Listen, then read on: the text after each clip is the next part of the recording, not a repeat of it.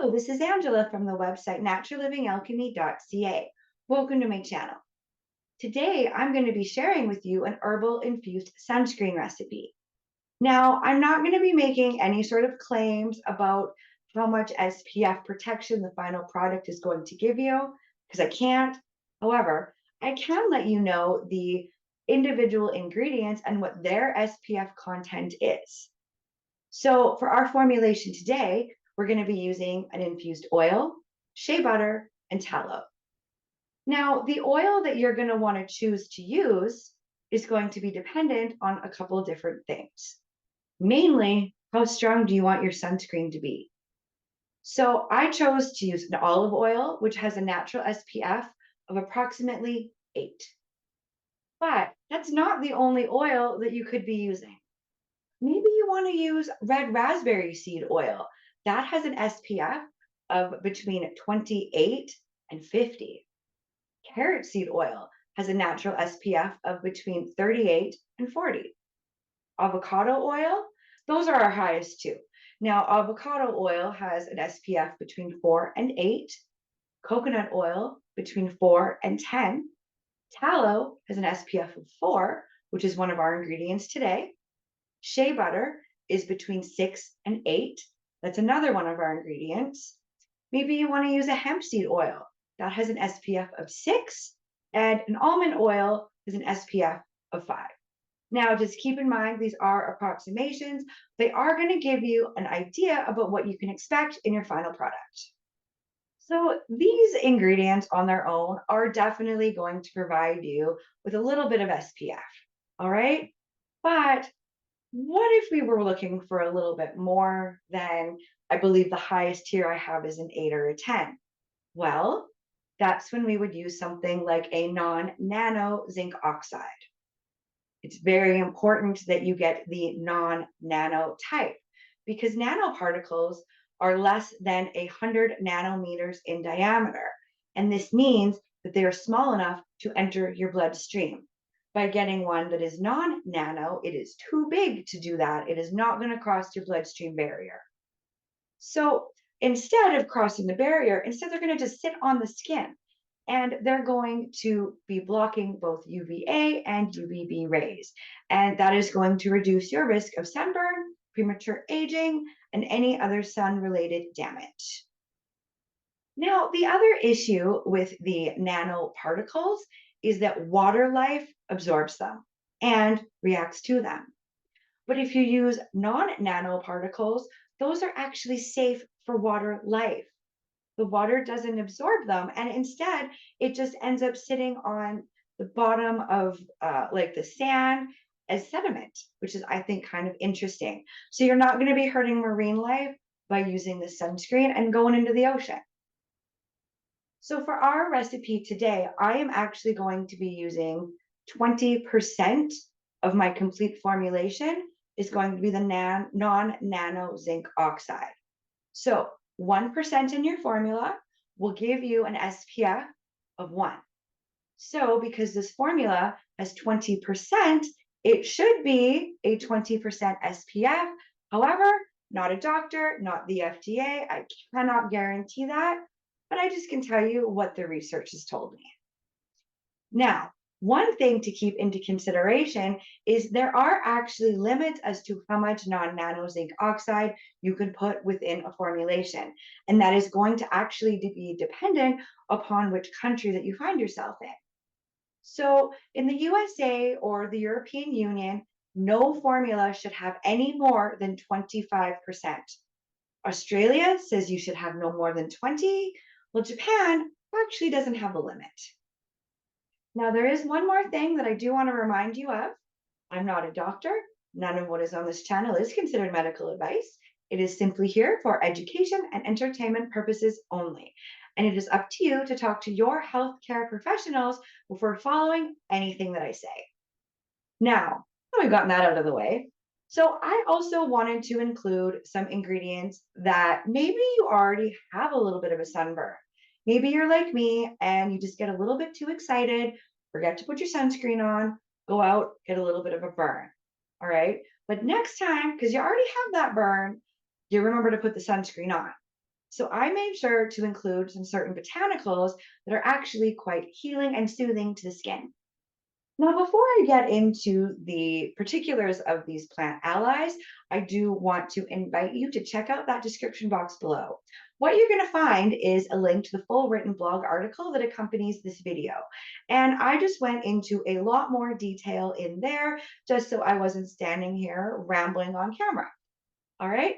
Other things that you're going to find is some links as to where you can get some of these products for yourself, where you can make your own herbal sunscreen for you or your family. Now, one of our plant allies is found in our oil. So I went and infused lavender into some olive oil. I did this by filling my jar it was about 3/4 of the way full. And I just put the rest with some olive oil and I just let it sit in my cupboard to really infuse itself for about 4 weeks. All right. And the reason why did I choose lavender? Well, lavender holds antimicrobial, antiseptic, and inflammation modulating properties. It also contains analgesic properties, and those can help relieve any pain in the skin and musculature. It also has vulnerary properties, and it's going to help regenerate cells, and it can be beneficial in preventing scars and relieving sun related damage. And it also has some nervine properties, which are just very, very relaxing to the nervous system. Our next plant ally that I am using today is actually found in my tallow. I made something called tallow balm. Now, I do have a video on this channel telling you what it is and how to make it. I will link that also in the description box below. But basically, you take 1 cup of tallow and you're going to add a 1/4 cup of oil. All right. And I just like to infuse things around here. So I used a infused oil that had calendula in it. And the reason I chose that is because calendula has vulnerary and astringent properties, and it has been used as a remedy for minor cuts, scrapes, and wounds. And it helps heal the skin by preventing stagnation, and it helps prevent bacterial overgrowth and infection. And it has an astringency that actually helps draw wounds together, and that makes it a wonderful ally for a sunburn. And it has a high flavonoid content, which means it has inflammation modulating properties. And that's going to help reduce any redness, swelling, or pain that you have that may be associated with a sunburn. And herbalist Matthew Woods says that calendula helps to clean the wounds from the inside out. So that's telling us that it isn't just working superficially to prevent infection, it's actually helping to seal the wound on the level of the blood and the lymphatic system. Now, one more thing, if you do find that you have a sunburn and you have some calendula herbs at home, why don't you just go ahead, make yourself a nice strong tea, and instead of drinking it, soak a cloth in it, and then apply that directly onto the burn, and you will get some immediate relief. So to throw this recipe together, you're going to need a double boiler. So I already have a pot on the stove that is boiling, and I'm just going to be putting stuff in this little melting pot that I have. If you don't have something like this, you could just use a bowl just on the top of your pot, works as a double boiler in that way. Or maybe you already have a pot that already is a double boiler, just use that, right? So what we're going to do is we're going to take 1 ounce of beeswax pellets, or however you get your beeswax. Okay, you're going to need 1 ounce. You are going to need 2 ounces of tallow balm. Okay, so put that in there.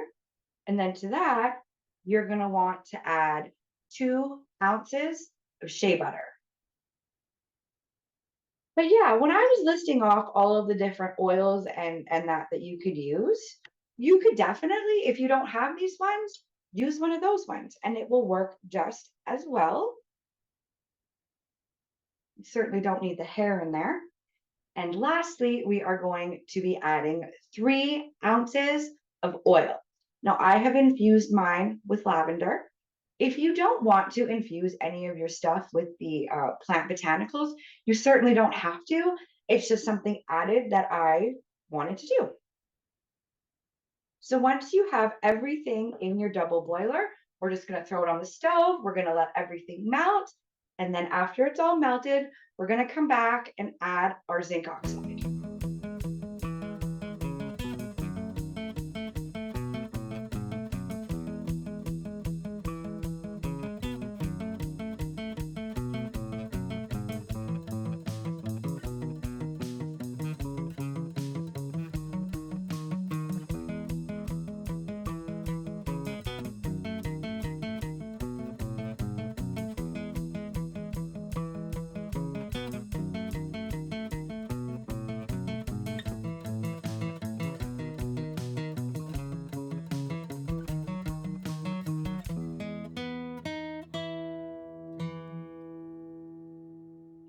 So now that everything is all nicely melted, everything is just nicely incorporated.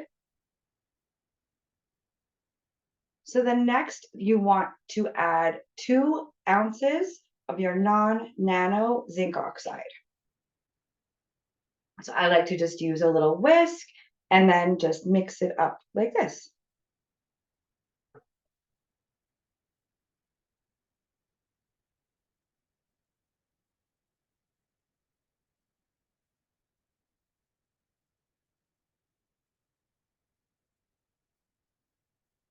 All right. And then once it is just all nicely whisked together, you're going to want to just let it cool down just for a couple minutes.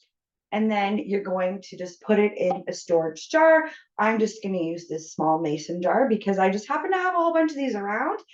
And I just thought it was the easiest thing to use.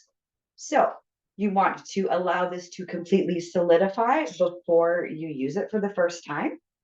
Now, like I said, if you do not have any of the infused oils or you don't want to use them, you certainly don't have to. This will give you a wonderful SPF coverage.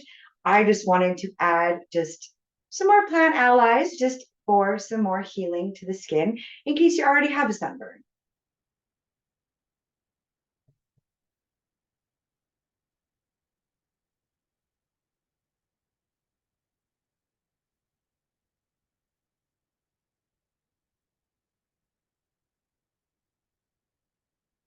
Excellent. So yeah, like I said, we're just going to allow this to completely solidify before we use it for the first time. But you should have an SPF of approximately 20. So I feel that is a pretty good coverage. So why don't you comment down below and let me know how this recipe turned out for you? Did you add some of the plant allies I suggested? Are there other ones that were calling your name that wanted to go into this recipe for you? And don't forget to hit that like button if you've liked this video. And maybe share it with somebody else who you think might benefit or enjoy learning how to make their own sunscreen. Consider subscribing to the channel so that we can spend more time together and you don't miss future videos. You can also find me on Facebook, Instagram, and Pinterest, so be sure to connect with me over there as well. I really just want you to thank you for stopping by today, and I'll just see you next time.